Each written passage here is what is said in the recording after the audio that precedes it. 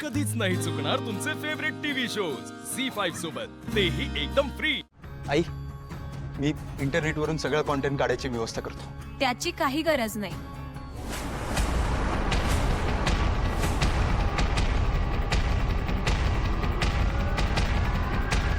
मी सगळं डिलीट केलंय. कसं? मीडियामध्ये काही जण ओळखीचे आहेत आणि ज्या काही फेक पोस्ट आउट झाल्या होत्या त्याही डिलीट केल्या. बरं की पण ह्या सगळ्याचा तुलाही त्रास झाला असेल, तेवढंच टेन्शन आलं असेल ना? नाही मॅम, जे काही पब्लिश झालंय ते काही चुकीचं नव्हतं. मग वाईट का वाटेल?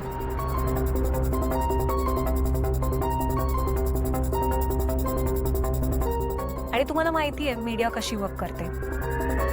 त्यांनी मला आणि आदित्यला एकत्र पाहिलं आणि त्यांनी फोटोज क्लिक करून त्यांच्या हिशोबाने तर्क लावले. आणि त्यांना त्यांच्या न्यूज चालवायचे असतात ना. सो मला या सगळ्या गोष्टींची सवय आहे. इनफॅक्ट त्यांनी आता बिझनेस रिलेटेड पब्लिश केलं, पण ते पर्सनल आयुष्यात पण खूप ढवळाढवळ करतात. I do manage that. हो, बरोबर बोलतेस ना अनुष्का. आम्हाला ना अशा फेक न्यूजची सवयच झाली आता. मागच्या वेळी पण आदित्यचं आणि पारूचं पळून जाऊन लग्न झालं. दामिनी, बास प्लीज, तुझं तोंड बंद ठेव. मॅम एक मिनिट, मी समजावते त्यांना. तुम्ही कोणत्या न्यूज बद्दल बोलताय? मी आणि आदित्य नवीन व्हेंचर खोलणारे हेच ऐकलं ना तुम्ही, की त्या न्यूज बद्दल? नाही, कोणती न्यूज? नाही नाही नाही नाही, हे मला नाही माहिती. तुमच्या दोघांचा फोटो आलाय आणि त्यावर असं लिहिलंय की तुम्ही दोघं लग्न करणार आहात. तुमच्या दोघांचा लफडा आहे. दामिनी मॅम,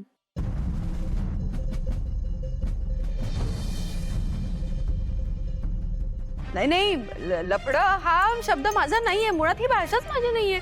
जे लिहून आलं ते वाचलंय मी. मॅम, कोणी काहीही छापू दे, आपल्याला आपली बुद्धी वापरायला पाहिजे ना. आणि अशा फेक न्यूज बरेचशा सेलिब्रिटीज बाबतीत येतात. मोठं असण्याची, श्रीमंत असण्याची, प्रसिद्ध असण्याची हीच तर किंमत मोजावी लागते. मग यांना घाबरून जाऊन डिस्टर्ब होऊन बसलो, पुढे कसे जाणार? काम कधी करणार? आणि सगळ्यात इम्पॉर्टंट म्हणजे पर्सनल लाईफ कधी जगणार? मला एक गोष्ट समजत नाही. एक मुलगा आणि एक मुलगी एकत्र आली की त्यांची जोडी लावली पाहिजे, हा कोणता न्याय आहे?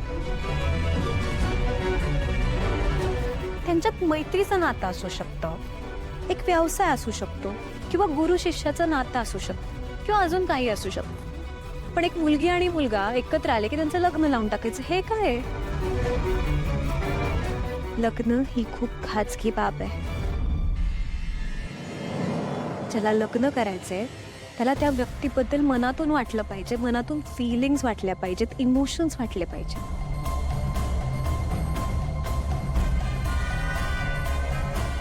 मला या व्यक्तीसोबत राहायचंय. तुम्ही जोडी लावून दिली म्हणून जाऊन लग्न करायचं असं होत नसतं. अशा नात्यांमध्ये सगळ्यात इम्पॉर्टंट असतं ते कम्पॅटेबिलिटी. नाती अशीच बनतात, कळलं?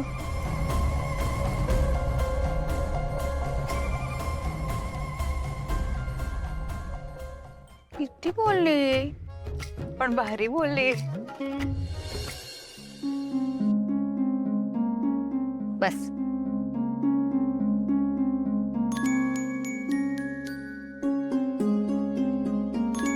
सॉरी.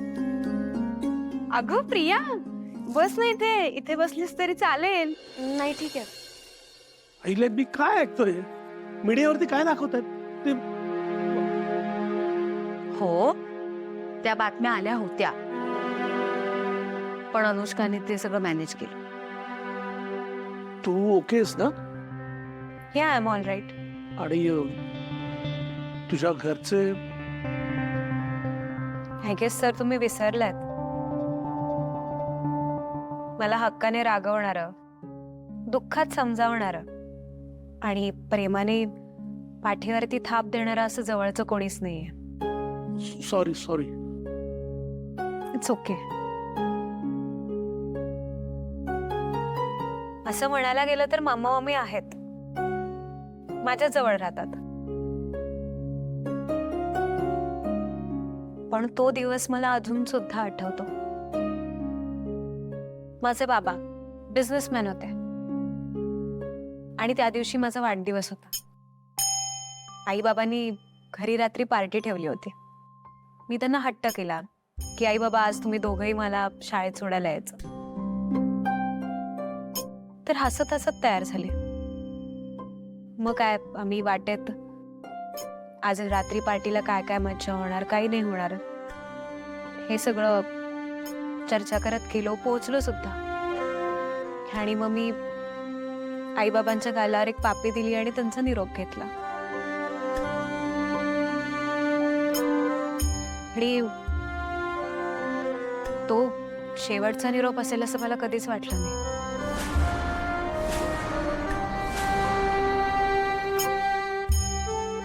माझी आई अपघातात जागच्या जागी गेली आणि बाबा काही दिवस हॉस्पिटलमध्येच होते, रिकवर होत होते. ते तुझं रिकवर झाले आणि त्यांना कळालं की माझी आई अपघातातच गेली आहे. ते रडले नाहीत. ते मलाच समजावत राहिले की ठीक आहे वगैरे. मला असं वाटलं की हा बहुतेक सगळं नॉर्मल होणार आहे आता. त्या दिवशी बाबा झोपले ते झोपले, परत उठलेच नाहीत.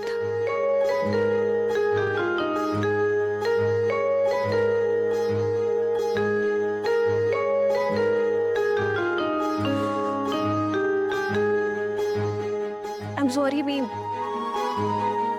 वीक वगैरे काही नाही आहे, पण आई बाबांचा विषय निघाला की थोडंसं असं होतं. सो या आय गेस मला थोडंसं फ्रेश व्हावं लागेल. It's okay, it's okay. Paru, अनुष्काला आपली गेस्ट रूम दाखव. वय या आय बी बॅक. वहिनी मी आलेच. हा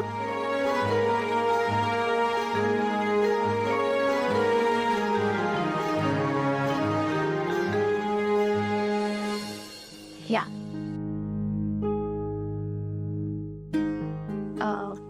अनुष्का मॅडम,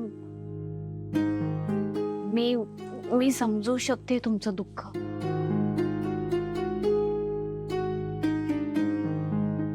मी लहान असतानाच माझी आई गेली आणि माझा बा इकडं शहरात नोकरीसाठी आला.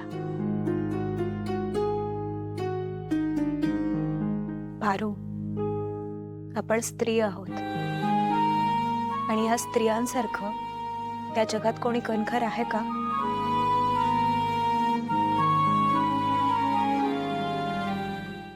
झी 5 ॲप डाउनलोड करा आणि पहा सर्व एपिसोड्स एकदम फ्री.